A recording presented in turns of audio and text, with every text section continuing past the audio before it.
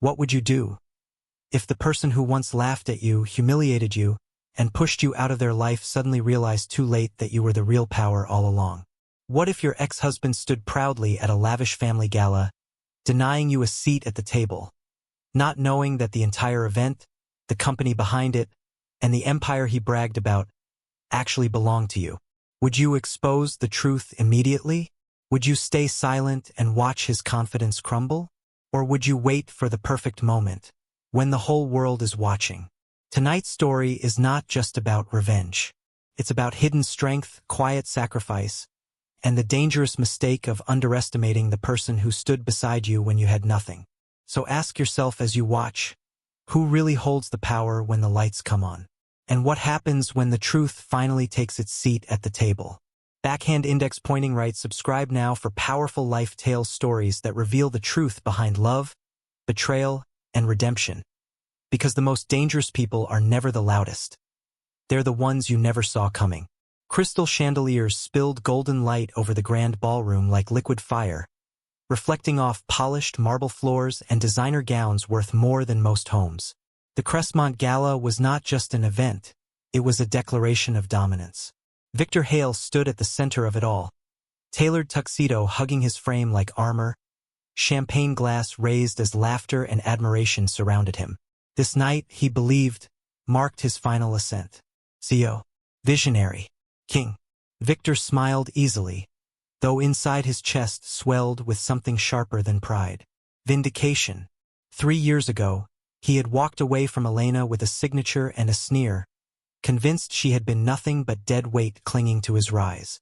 Tonight, as the Hale family banner shimmered above the stage, he felt certain he had been right. He had the empire. He had the applause. He had won.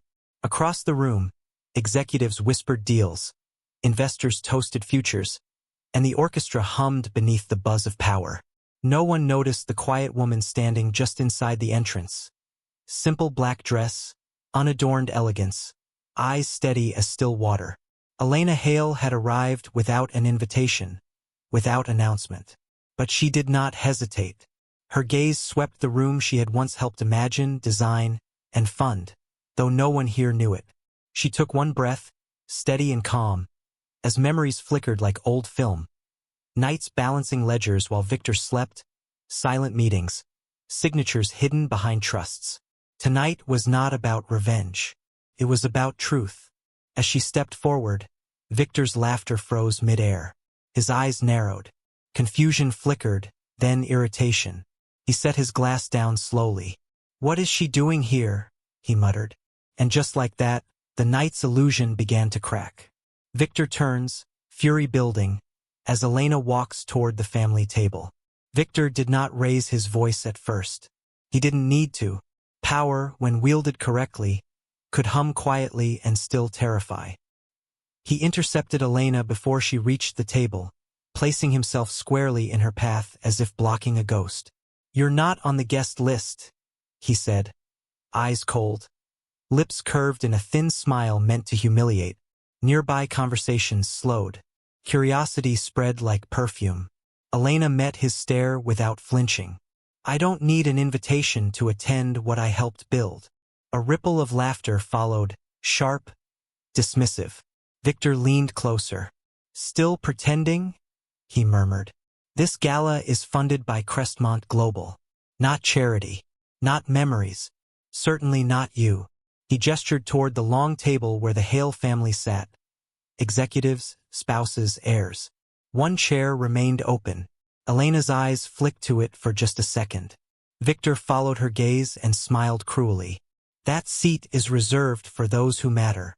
Then louder, for all to hear, "Please escort this woman out. She's confused." Gasps, whispers, phones subtly raised. Elena did not move. Instead, she stepped past him and placed her hand on the back of the empty chair. "I'll stand," she said calmly. "For now." Victor's face darkened. He waved security forward. Across the room, unseen by Victor, a man in a charcoal suit paused mid-conversation as his phone vibrated. His eyes widened as he read the message. A single text message sends panic through Crestmont's executive ranks. The guards froze, It wasn't obvious at first, just a hesitation, a half-second delay, but in a room built on power and hierarchy, hesitation was rebellion. Victor noticed immediately. His jaw tightened as he turned sharply toward the security team, eyes blazing with command. "Well," he snapped, "do your jobs." But before they could move, Marcus Lynn, Crestmont Global's chief legal officer, stepped forward from the edge of the crowd. His face had gone pale, the confident smile he wore earlier replaced by something raw and unsettled. His phone was still in his hand, screen glowing faintly. "Victor," Marcus said carefully, "we should pause." Victor laughed once, sharp and incredulous. "Pause? During my gala?" He leaned closer, lowering his voice. "Don't embarrass yourself." Marcus swallowed. His eyes flicked, not to Victor but to Elena. The room shifted. Executives leaned in. Investors exchanged glances. Elena slowly removed her hand from the chair and turned. Her movements unhurried, almost graceful. She reached into her clutch and pulled out her phone, placing it gently on the table. The Crestmont logo glowed on the screen. "I didn't come here to cause a scene," she said softly, yet her voice carried. "But since one was made for me, let's be honest." Victor scoffed. "You're still pretending you matter." Elena tapped her phone once. Across the ballroom, the massive digital screens moments ago displaying Crestmont's growth charts and Victor's achievements went black. A heartbeat passed. Then legal documents flooded the screens. Trust filings, ownership structures, silent partnerships. Names appeared. Signatures. Her signature. A gasp rippled through the elite crowd like a wave breaking against glass. Marcus cleared his throat. "Crestmont Global is funded through Arden Holdings. Arden Holdings is controlled by a private trust." He hesitated. "That trust belongs to Elena Hale." Victor's smile didn't fade. It cracked. "That's impossible," he whispered. Elena finally met his eyes, calm as a judge delivering a verdict. "I'm Arden." Silence detonated. Victor turns to the board, demanding they deny her claim. Victor shook his head, laughing too loudly, too quickly. "This is a stunt. Forgery. She's bluffing." He turned to the board members, searching for agreement. "Tell her." But no one spoke. Elena tapped her phone again, and the screens shifted, this time showing dates. Years. Long before Victor became CEO. Before Crestmont had a name. Before anyone in this room had believed in him. "I founded Arden 12 years ago," Elena said. "The year you told me accounting bored you." A faint smile touched her lips. "I handled the boring parts so you could dream." Memories flooded back. Late nights when Elena stayed awake while Victor slept. Contracts he never read. Meetings she never attended publicly. She had been invisible by design. "I didn't hide it," she continued. "I protected it. From your ego. From your recklessness." Victor slammed his hand on the table. "You lied to me." Elena's expression hardened. Not with anger, but with disappointment. "No, you never listened." Victor's father slowly stood, his voice trembling. "Elena, Arden Trust saved Crestmont twice. We thought it was a foreign backer." "It was family," she replied quietly, "until I wasn't treated like one." Phones were out now. The elite were no longer guests, they were witnesses. Victor felt the room slipping. "This changes nothing," he barked. "I'm still CEO." Marcus inhaled sharply. "Actually," Marcus reveals the clause that strips Victor of control. Marcus held up a document, hands steady despite the chaos roaring around them. "Crestmont's CEO position is conditional. Any action that threatens the majority shareholder triggers an automatic review." Victor stared. "You're joking." Elena stepped closer. "You tried to remove me from my own table." A murmur rippled. Board members shifted uneasily. One by one, they avoided Victor's eyes. "There will be a vote," Victor demanded. Marcus shook his head. "There doesn't need to be." Elena reached for the chair, the same chair Victor had denied her, and pulled it out. The sound scraped against the marble floor, loud and final. "I decide who sits here," she said. She sat. The room erupted, whispers, gasps, disbelief. Victor felt something inside him collapse. Not the company, not the money, his certainty. He turned to the board. You can't let her do this. But the board was already standing, facing Elena. Victor realizes he no longer has allies. Victor's world narrowed to sound and shadow. Applause, measured, respectful, rose around Elena as executives nodded. Investors approached, and Marcus began issuing quiet instructions. Accounts were frozen, deals postponed, power rerouted. Victor watched it all, stunned. You're enjoying this, he hissed. Elena didn't look at him. No, she said. I'm ending it. Security approached, not for her but for Victor. Sir, one guard said carefully. We've been instructed. Victor laughed bitterly. By her. Elena finally turned. You taught me something, Victor. Never beg for a seat at a table that profits from your silence. He opened his mouth to respond, but nothing came out. Victor is escorted away as the gala transforms into a reckoning. The music never returned. Guests lingered, unsure whether they had witnessed a scandal or a coronation. Elena stood at the head of the table, calm amid the wreckage, signing documents while the empire reshaped itself around her. Outside, Victor stood alone beneath the cold night sky, phone buzzing endlessly with missed calls he could no longer answer. Inside, Elena signed one final document and looked up. For years, she said. I stood behind him. She closed the folder. Never again. Elena prepares to reveal the final truth Victor never saw coming. The ballroom slowly emptied, but the weight of what had happened lingered like smoke after a fire. Crystal glasses sat untouched. Flowers wilted beneath the chandeliers. What was meant to be Victor Hale's crowning night had become his quiet execution. Elena remained at the table long after most guests left. Not because she needed to, but because she could. The board members sat straighter now, careful with their words, respectful in a way they had never been before. She planned this, one executive whispered. Elena heard it and shook her head gently. No, she said. I prepared for it. She stood and walked to the large window overlooking the city.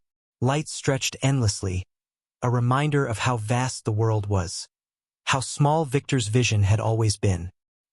He never asked where the money came from, she continued calmly. Never questioned why his risky expansions never failed. He liked believing success was destiny. Marcus nodded. And the divorce? Elena's fingers curled slightly. That was his choice. I only honored it. Outside, Victor sat in his car, staring at the building. His phone vibrated again. This time it was his father. Did you know? Victor demanded the moment he answered. A pause, then a sigh. We suspected, but we never imagined you'd push her out like that. Victor laughed hollowly. She let me. Inside the ballroom, Elena turned back to the table. Tomorrow, she said, we restructure leadership. The board stiffened. No more figureheads. Elena announces her first major decision as true owner. Morning headlines detonated like bombs. Crestmont's CEO removed after ownership shock, silent power behind billion-dollar firm revealed. Victor watched the news in disbelief from his penthouse. Technically still his, for now. His face stared back at him on every screen. Frozen in shock, humiliation immortalized. His phone rang. Investors, partners. Silence followed. Inside Crestmont's headquarters, Elena moved with quiet authority. She didn't raise her voice. She didn't threaten. She simply acted. Projects Victor had rushed were paused. Executives he had promoted for loyalty rather than competence were reassigned or dismissed. This isn't revenge, she told Marcus. It's correction. In the boardroom, she took the CEO seat, but only temporarily. I don't want his throne, she said. I want stability. Meanwhile, Victor arrived at the building, storming past the lobby, until security blocked him. I built this company, he shouted. The guard didn't argue. Not anymore, sir. Victor's hands trembled as he stepped back, realization finally sinking in. He hadn't just lost a company. He'd lost relevance. Victor makes a desperate decision to confront Elena alone. Elena was reviewing contracts when Marcus announced, "Victor is here." She closed the folder slowly. "Let him in." Victor entered looking smaller somehow. Tie undone, confidence stripped away. Gone was the man who had denied her a seat. "You planned this," he accused. "No," Elena replied. "You underestimated me." He laughed bitterly. "You could have stopped me. You could have told me." "I tried," she said quietly. "You called it nagging." Silence stretched. "Why didn't you take the company earlier?" Victor asked. Elena met his eyes. "Because I loved you." The words hit harder than any accusation. Victor swallowed. "And now, she said, standing, "I love myself more." She handed him a folder. Inside, settlement revisions, severance, finality. "You'll be comfortable," she said, "but you won't be in control." Victor looked at her, truly seeing her for the first time. Victor refuses to sign. Victor tore the folder in half. "You think this ends me?" he shouted. "I'll expose you. I'll fight you." Elena didn't flinch. "I expected that." She gestured to the screen behind her. A recording played, Victor's past emails, dismissive, arrogant, reckless. Evidence of mismanagement he never thought mattered.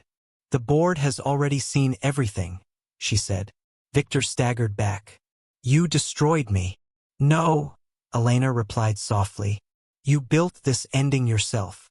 Security entered, not forceful, just firm. As Victor was escorted out, employees watched. Some with pity, some with relief. Elena sat back down, breath steady. The storm was nearly over.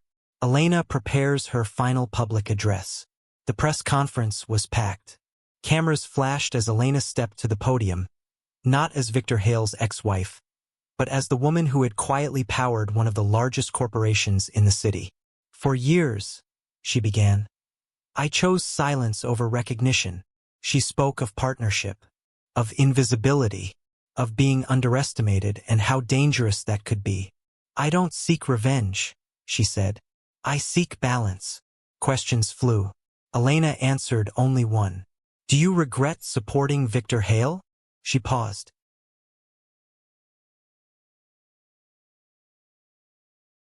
"I regret forgetting myself." The room erupted in applause. Outside, Victor watched the broadcast from his darkened apartment, knowing something had ended forever. Elena's next move will change everything. Power did not arrive quietly. Within days of Elena's press conference, invitations flooded in private dinners, political luncheons, global summits. People who had never learned her name now spoke it carefully, respectfully. Arden, Elena Hale, the woman behind Crestmont. Yet power came with a price.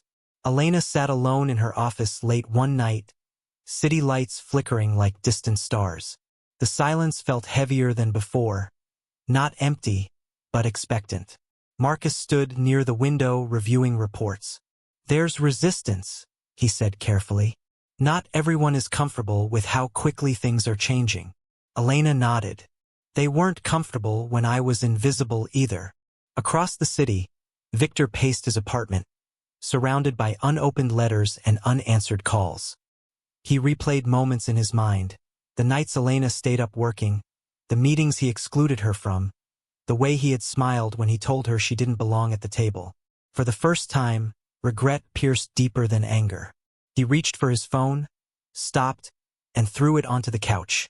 Inside Crestmont, Elena signed a directive, full transparency audits across every subsidiary. It would expose weaknesses.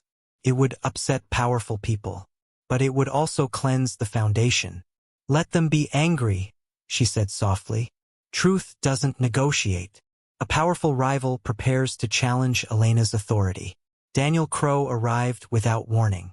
He was charming, composed, and dangerous in the way only men accustomed to winning could be. As head of a rival investment consortium, he congratulated Elena publicly and challenged her privately. "You've disrupted the balance," he said over coffee, smiling. "People like me prefer stability." Elena met his gaze. "Stability for whom?" Daniel chuckled. For those who've always held power. Behind the scenes, Crestmont's stock wavered. Rumors spread. Anonymous leaks questioned Elena's competence, her motives, her past. "She's emotional," one headline read. "Is Crestmont safe under silent ownership?" another asked. Victor watched it unfold, torn between satisfaction and dread. He recognized the tactics. He'd used them himself. Elena didn't respond publicly. Instead, she moved quietly, meeting regulators, reinforcing alliances, strengthening systems Victor had ignored. Daniel underestimated her silence. He always had. Elena uncovers Daniel's hidden connection to Victor. The truth arrived unexpectedly, in a forgotten contract buried deep in Crestmont's archives. Marcus brought it to Elena late one evening. "You need to see this." Daniel Crow and Victor Hale, silent partners. A contingency plan drafted years ago, insurance in case Crestmont ever slipped from Victor's grasp. Elena closed her eyes briefly. "So he still believed he owned me," she said. Marcus hesitated. "What will you do?" Elena straightened. "End the illusion." She requested a private meeting with Daniel and extended an invitation Victor couldn't refuse. Victor arrived uneasy, suspicion etched into his face. When he saw Daniel already seated, his heart sank. Elena entered last. "You planned this together," she said calmly. "You planned for my absence." Victor whispered, "Elena." She raised a hand. "No, you don't get to explain." Daniel leaned back, amused. "You're impressive," he said. "But this game is bigger than you." Elena smiled faintly. "You still think this is a game?" She slid a folder across the table. The folder contains evidence that could destroy them both. Daniel's smile vanished as he read. Insider trading trails, manipulated valuations, offshore transfers. Evidence Elena had quietly gathered long before tonight. Victor stared in horror. "You were watching us?" "I was protecting myself," Elena replied, "from men who believe silence equals weakness." Daniel stood abruptly. "You can't release this." Elena met his panic with calm. "I don't need to." She slid another document forward, signed agreements, regulatory cooperation, immunity clauses. "I already did." Security entered. Not Crestmont's. Federal. Victor collapsed into his chair, hands shaking. "You planned everything." "No," Elena said softly. "I prepared." As Daniel was escorted away, Victor remained, broken, exposed, finally powerless. Elena turned to him. "This is where we stop." Victor looked up, eyes glassy. "Do you hate me?" Elena paused. "No. I outgrew you." Victor is left with one final choice. Victor stood at the edge of the city that once bowed to him. The world had not ended, but his version of it had. He signed the final papers the next morning. No protests, no speeches, just surrender. Across town, Elena watched the skyline from her office. Sunlight pouring in. Crestmont stabilized. Markets recovered. The noise faded. Marcus entered quietly. "It's done." Elena exhaled, not in relief but release. She walked to the conference room, the same table where she had once been denied a seat. Her name was now etched subtly into the glass. She didn't sit. She turned away. Some victories didn't need witnesses. Elena steps into a future no one saw coming. Success has a way of awakening the past. Just as Crestmont steadied under Elena's leadership, a name resurfaced she hadn't heard in years: Mara Voss. The woman who once mentored Elena in silence. The woman who had taught her how to disappear behind signatures and trusts. The message was brief: "We need to talk. You owe me." Elena stared at the screen long after it dimmed. Marcus noticed immediately. "Who is she?" Elena hesitated. "The reason Arden Trust exists." Memories rushed back. Being young, underestimated, angry. Mara had seen her brilliance when Victor had not. Had taught her how power truly worked, not through titles but through leverage. That night, Elena met Mara in a quiet restaurant far from cameras and glass towers. Mara looked older, sharper, eyes still calculating. "You've done well," Mara said. "Better than I expected." You didn't come to congratulate me, Elena replied. Mara smiled thinly. No, I came to collect. She slid a folder across the table. Inside were early Arden agreements, clauses Elena had never read closely. You built your empire, Mara said softly. On my foundation. Elena's chest tightened. Elena realizes her independence may have been an illusion. Elena barely slept. The documents sprawled across her desk told a story she hadn't wanted to see. Early protections. Silent guarantees. Profit-sharing clauses that activated only if Arden crossed a certain threshold. Which it now had. She owns a percentage, Marcus said grimly. A dangerous one. Elena closed her eyes. I thought I outgrew her. You did, Marcus replied. But legally, she's inside the walls. Mara moved quickly. Media whispers resurfaced, this time about who truly controlled Crestmont. Investors grew uneasy. Regulators asked questions. Mara called again. I won't fight you publicly, she said smoothly. I'll let doubt do the work. Elena realized then this was her true test. Not Victor, not Daniel, but the woman who had taught her how to survive. That evening, Elena made a decision. She requested a board meeting. Elena prepares to confront her past mentor in public. The boardroom felt colder than ever.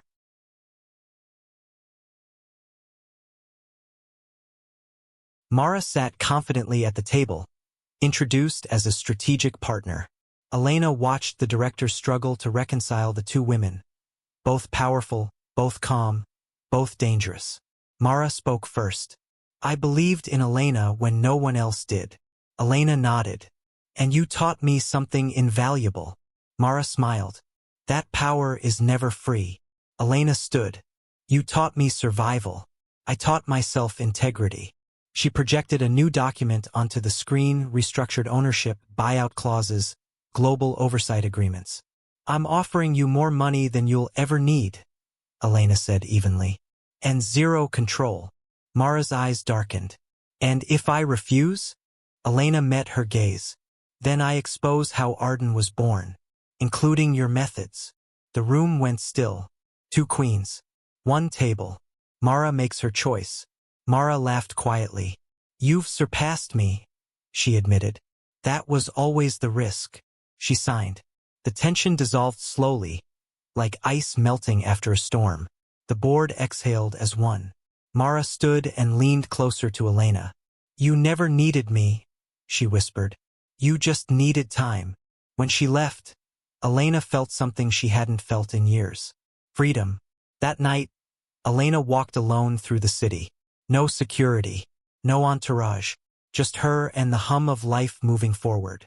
She passed a small cafe and stopped. Inside, laughter echoed. Simple, real. She smiled. Elena faces a choice that has nothing to do with power. Weeks later, Crestmont thrived quietly. Elena delegated more, controlled less. She announced a permanent CEO, not herself. I don't need the throne, she told the board. I need balance. The press was stunned. Investors curious. The world confused. Elena stepped back. Not into silence, but into intention. At a small community foundation opening, she stood not as a billionaire, but as a woman at peace. Her phone buzzed once. A message from Victor, unsent drafts, apologies typed and erased. She didn't read them. She turned toward the future. Elena prepares to close the final chapter of her life and begin another. Elena stood alone in the empty Crestmont boardroom one final time. The chairs were pushed in neatly, the glass table spotless, reflecting the city skyline beyond the windows. This room had once symbolized everything she was denied. Respect, acknowledgement, voice. Now it felt like a chapter already closed. She placed her hand on the table, memories flooding back. Victor's laughter, his certainty, the way he never noticed her exhaustion, only his own assent. Her phone vibrated. Victor. This time she answered. I won't ask for forgiveness, his voice said quietly. I don't deserve it. I just wanted you to know. I see you now. Elena closed her eyes. I was always here, she replied gently. You just looked past me. There was silence on the line, heavy, final. "Goodbye, Elena," Victor said. "Goodbye, Victor." She ended the call and felt no triumph, no anger, only closure. Outside, the city moved on, unaware that an empire had changed hands not through violence or revenge, but through truth. Elena walks away from Crestmont for the last time. Months passed. Victor Hale faded from headlines, then from memory. His penthouse was sold. His name no longer opened doors. He took a small consulting role overseas, anonymous, quiet, humbled. For the first time in his life, no one cared who he used to be. Elena, meanwhile, became something rarer than powerful. She became free. She invested in education, mentorship, and quiet innovation. She funded women who reminded her of her younger self, brilliant, overlooked, patient. At a small ceremony, a young woman approached her nervously. "They say you built everything in silence," she said. Elena smiled. "Silence isn't weakness. It's preparation." That night, Elena returned home, not to a mansion, but to a warm, lived-in space filled with books, plants, and laughter. Friends, not power, surrounded her. She looked in the mirror and saw not a billionaire. She saw herself. Elena makes one final symbolic decision. On a quiet morning, Elena sat at a small cafe near the river. No assistants, no cameras, just coffee, sunlight, and the steady rhythm of life unfolding naturally. An empty chair sat across from her. She smiled and pulled it closer, not because she needed company, but because she no longer feared absence. Once, she had begged silently for a seat at someone else's table. Now she built her own, where respect was currency, peace was wealth, and power no longer defined worth. She took a sip of coffee and stood, leaving the chair empty. Some seats are meant to be reclaimed. Others are meant to be left behind. Elena walked forward, unburdened, into a future she finally owned. Not as someone's ex-wife, not as a shadow, but as herself.